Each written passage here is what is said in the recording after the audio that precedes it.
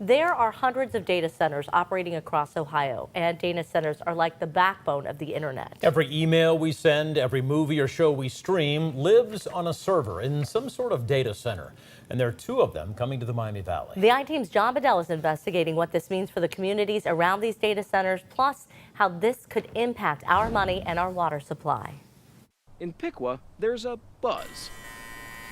The big one has been the data center here lately. People have been talking about that. From the barbershop, especially the people that live close to that. How is that going to affect them? To the coffee shop. I'm very concerned with the water consumption.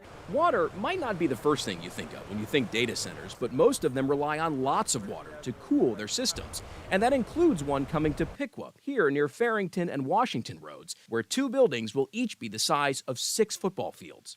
This water tower on the Kettering-Beaver Creek border holds 1 million gallons of water. Documents the I-Team reviewed show the company behind the data center in Piqua estimates it could use up to 2 of these, 2 million gallons every day. What's not in the document? The name of the company. If this company wants to build in our community, don't you think that we should know who they are? Why is it such a secret? The city of Piqua told the I-Team the identity of the company is subject to a non-disclosure agreement and is expected to be announced by the company in 2026. City documents the I-Team got only identify the company as J5 LLC doing business as Shatura LLC. State corporation records the I-Team pulled showed the business formed here in Ohio this summer. The I-Team uncovered data center non-disclosure agreements, or NDAs, beyond Piqua. We filed open records requests for the agreement between Google and a Georgia county. All references to water use specifics to water requirements throughout the document are blacked out, a secret. Mike Eckberg with the Miami Conservancy District says the Dayton region's water is reliant on a buried aquifer. So we have constant exchange between the Great Miami River and the underlying aquifer. It's really all one water. How important is it to protect that aquifer as a regional natural resource? Well, this aquifer system, I mean, we're totally dependent on it for our drinking water.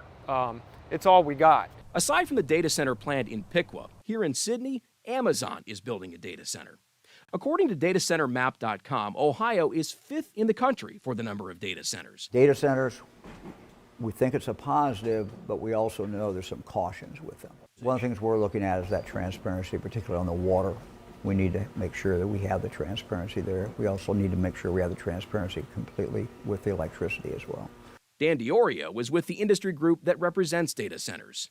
They are responsible and efficient water users. He says proposed water numbers don't tell the full story, that much of the water brought in each day is returned to the water system. Let's go back to the Piqua project. Those records the I-Team got show the company will put half the 2 million gallons it could use every day back into the local water system. In Sydney, we don't yet know how much water Amazon expects to use.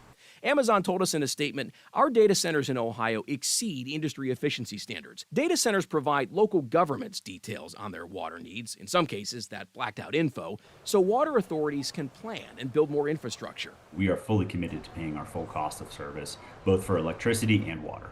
While data center operators pledge costs will not be passed on to you, residents remain unconvinced water bills won't go up. Because statistically across the country where they've been popping up, they have increased utility rates. Sydney and Piqua officials did not speak to the I-Team on camera. Piqua directly answered some of our questions by email. Sydney did not directly answer any of our questions.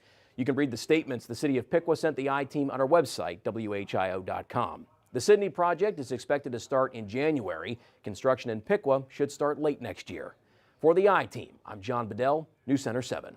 Right now, the Miami Conservancy District is in the middle of a study looking into the sustainability of our aquifer system. The MCD says it's important for our community to think about our shared water resource. They say that includes managing it for the future and understanding possible threats.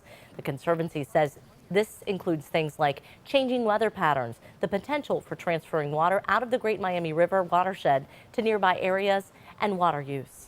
There's different uses. There's industrial, drinking water, agriculture. We all need it, and those things are all important, and we want to see all of those uses thrive, but we've got to do it in a way where we don't upset that balance between water coming into the system and water going out. The state of Ohio and the Miami Valley Conservancy are paying for the study. It's expected to be finished early next year.